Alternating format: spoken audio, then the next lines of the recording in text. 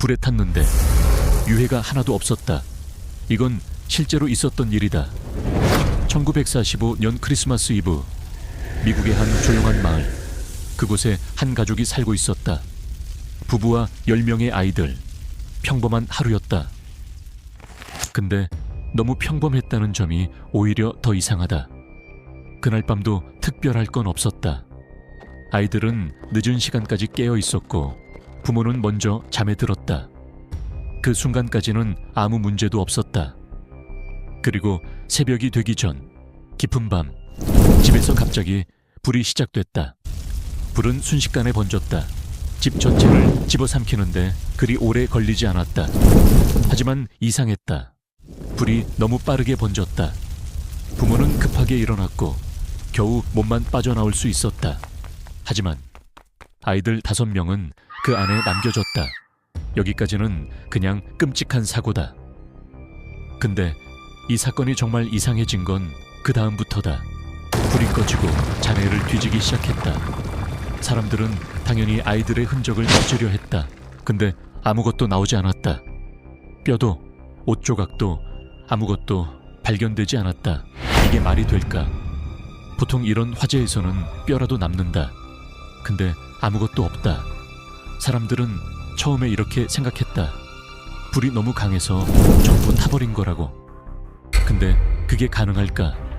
같은 조건에서 실험이 진행됐고 사람의 뼈가 완전히 사라지는 건 거의 불가능하다는 결과가 나왔다. 그럼 아이들은 어디로 간 걸까? 여기서 이상한 점이 하나 더 나온다. 그날 밤 집 앞에 있던 사다리가 사라져 있었다. 부모는 아이들을 구하려고 2층으로 올라가려 했지만 사다리를 찾을 수 없었다. 왜 하필 그날만 없어졌을까? 그리고 나중에 그 사다리는 집과 떨어진 곳에서 발견됐다. 누군가 옮겨놓은 것이었다. 이건 우연일까? 또 하나, 그날 밤 가족의 트럭도 이상하게 작동하지 않았다. 평소에는 잘 되던 차량이 그날만 움직이지 않았다. 왜 하필 그날 밤만? 그래서 아이들을 구할 수 있는 방법은 사실상 없었다. 이건 단순한 사고일까? 아니면 누군가 의도적으로 막은 걸까?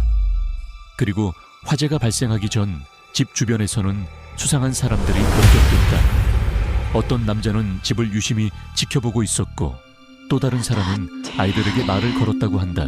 이것도 우연일까? 아니면 이미 누군가 그 집을 보고 있었던 걸까? 그리고 화재 당일 전화선이 끊겨 있었다는 주장도 나왔다.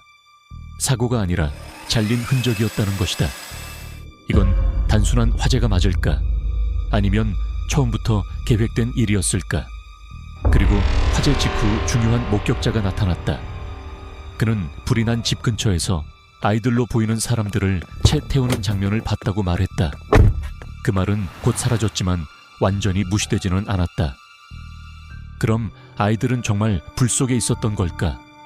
아니면 이미 밖에 있었던 건 아닐까? 시간이 흐르고 몇 년이 지났다. 사건은 점점 잊혀지는 듯했다. 문득 한 통의 편지가 도착한다. 그 안에는 한 장의 사진이 들어있었다. 사진 속에는 청소년으로 보이는 한 남자가 있었다. 그리고 그 얼굴은 불 속에서 사라졌던 아이 중 한 명과 너무도 닮아 있었다.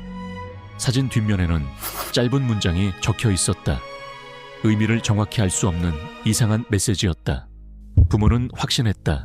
그 아이가 자신의 아이라고. 그래서 직접 찾아 나섰다. 여러 지역을 돌아다니며 단서를 추적했다. 하지만 끝내 진실은 밝혀지지 않았다. 공식 기록에는 이 사건이 화재로 인한 사망으로 남아있다. 근데 유해는 발견되지 않았고 사건 전에는 수상한 사람들이 있었고 화재 당시에는 이상한 일이 겹쳤으며 화재 이후에는 목격자가 나타났다. 그리고 몇 년 뒤에는 그때의 아이로 추정되는 사진까지 도착했다. 이 모든 걸 보면 단순한 사고라고 보기엔 설명되지 않는 부분이 너무 많다. 그럼 그날 밤 그 집에서 진짜로 어떤 일이 벌어진 것이었을까?